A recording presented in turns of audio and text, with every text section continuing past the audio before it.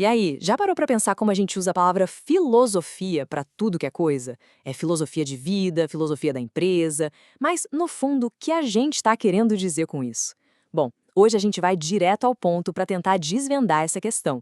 Afinal de contas, o que é filosofia? Então, para começar a desenrolar esse novelo, vamos dar uma olhada em como a palavra filosofia já está aí, no nosso cotidiano. E olha, muito mais do que a gente costuma imaginar. Pensa só nessa diferença. De um lado, a gente fala da filosofia de vida da vovó, ou até da filosofia de um técnico de futebol, né? Que basicamente é um jeito de ver o mundo, um conjunto de princípios para guiar as ações. Agora, do outro lado, a gente tem a filosofia como disciplina acadêmica, que é um negócio bem mais rigoroso, mais técnico, com um método e regras próprias. Mas o mais interessante é que, mesmo nesses usos mais comuns do dia a dia, tem uma coisa que conecta tudo.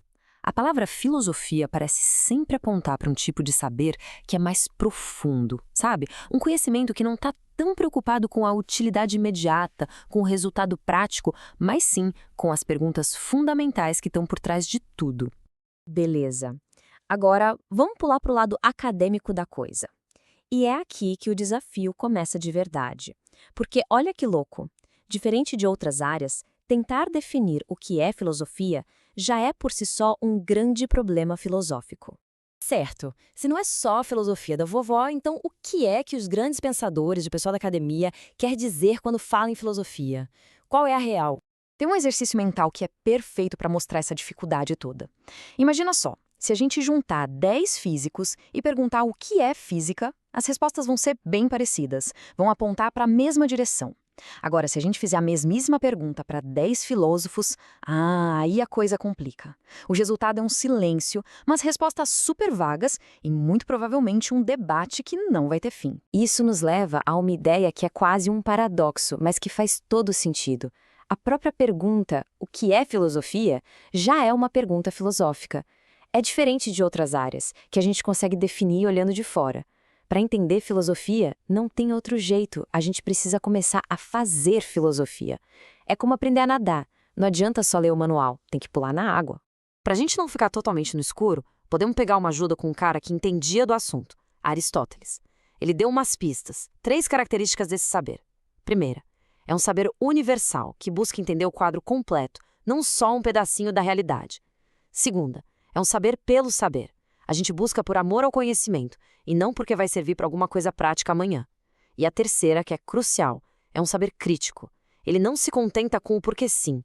Ele vai atrás das causas, da raiz das coisas. Tá, mas de onde é que vem essa vontade de pensar desse jeito tão particular? Qual é a faísca que começa tudo isso? Agora a gente chega no coração da coisa. Olha que legal, tanto Platão quanto Aristóteles, 2 gigantes, concordavam numa coisa.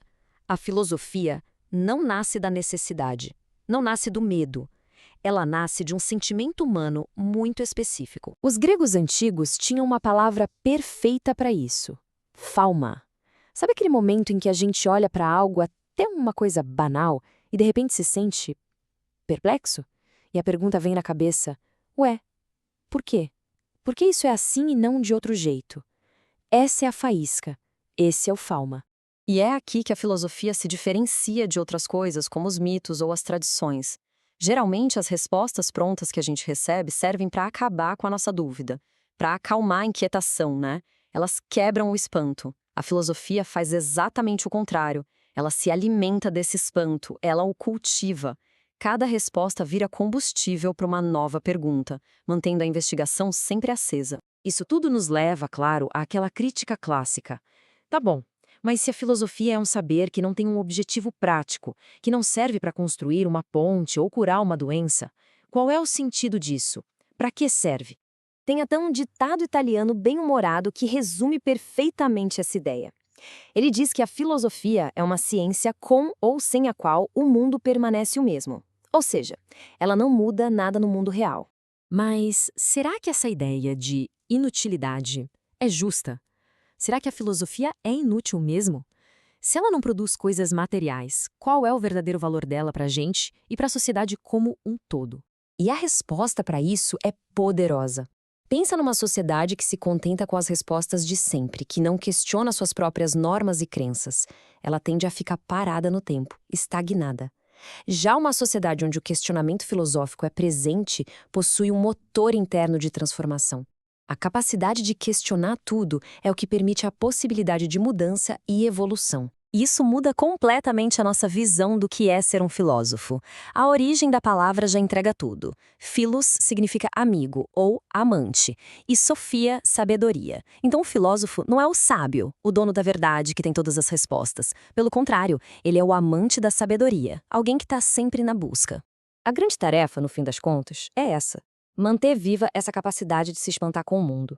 É chegar naquele lugar onde todo mundo acha tudo normal, tudo óbvio, e fazer aquelas perguntas meio engraçadas, sabe? Aquelas perguntas que mostram como o mundo é, na verdade, uma coisa impressionante e nada óbvia. E isso tudo deixa a gente com uma provocação final. O poder da filosofia, essa capacidade de se espantar, tá aí, disponível para todo mundo. A única questão que fica no ar é: qual verdade óbvia, que está bem na nossa frente, merece hoje ser questionada?